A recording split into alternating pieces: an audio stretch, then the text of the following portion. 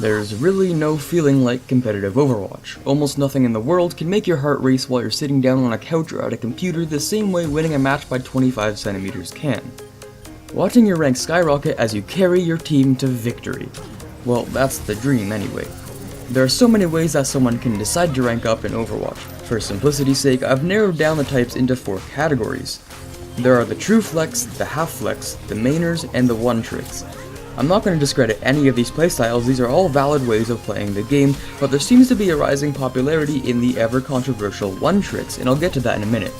So, in the true flex category, you have people who will literally play anything you ask. You need Sim? Here's Sim. Lucio? Here's Lucio. These players aren't often found in higher tiers, not because they're bad players, in fact, they might be super good players, but it's just simply because they haven't chosen a hero to refine their skills at. They're a jack of all trades but a master at none. They can play whoever their team needs them to, but it's difficult to extrapolate the skills needed for higher tiers out of every hero in the game. I used to play this way a lot. If you see my competitive Season 3 stats, you'll see I played a lot of Reinhardt, Soldier, and Bastion. There might be a little bit of Mercy in there too, I always forget. But anyways, I ended the season in low gold. It was pretty obvious to me that I wasn't meant to play Flex, or really to play hit scans for that matter, but that's for a different video. In the next category, there are the half-flex players. Here you have the players that are quite often below Diamond. These players have a few heroes they like to play and are particularly good at, but often choose what their team needs. The player will often choose the hero they like at the beginning of the match, but may switch if the team needs a different hero in order to win. So say they play Genji and they're quite good at Genji, but they could use a Soldier to take down a pharmacy or something. They probably will switch to Soldier for the benefit of the team, but will try to continue playing Genji in future matches. This is somewhat of the situation I'm currently in. The Reaper one trick on my team is really good, so instead of taking another DPS spot, I'll help out my Mercy by playing Lucio or Zenyatta. We're often in need of a tank, so I'll go Winston. While I enjoy playing Pharah, and I'm pretty good at her, I don't shy away from flex picking for my team when we need it. In the second last category, we have the most common player by far, the mainer. These are the heroes that will choose maybe one hero from each category, or maybe just a few heroes in general. Maybe they'll choose Winston, Lucio, Junkrat, and Soldier. Maybe they'll choose Reinhardt, Tracer, and Sombra. It's really just a few heroes that fit well in their playstyle.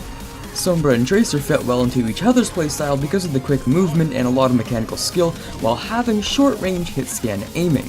Mercy and Symmetra have similar aiming types, Roadhog and Reaper both have shotguns, Hanzo, McCree, and Widowmaker are all about accuracy. It's really up to the player what few heroes they will play. This was my playstyle from the beginning of Season 4 to the end.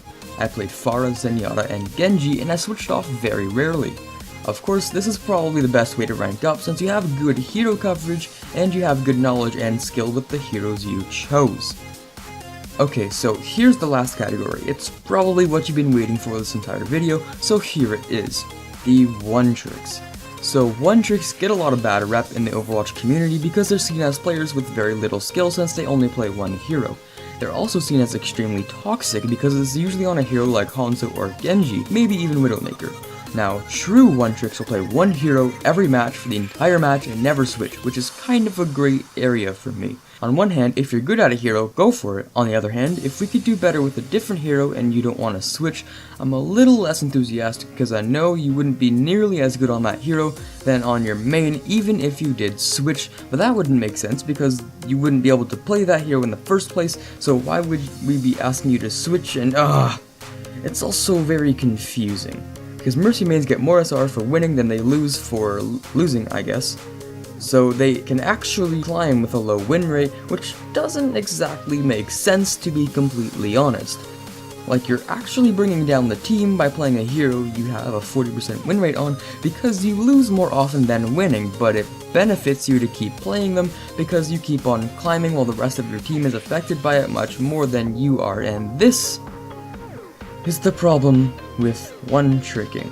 Although it can be very beneficial for you to play them, it isn't beneficial to your team unless you're playing in a 6-stack where you all know each other's strengths and weaknesses and can play them accordingly. It's strange, but it is becoming even more and more common.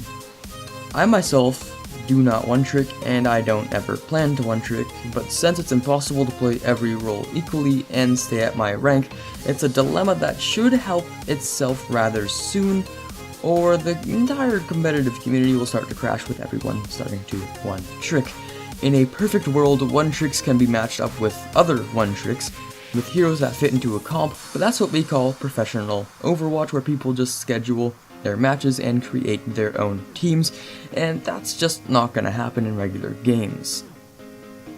I hope you enjoyed this discussion, and tell me your thoughts about the whole competitive thing down below. Don't forget that there will be an end of summer giveaway if we reach that 1,000 sub mark by mid-September.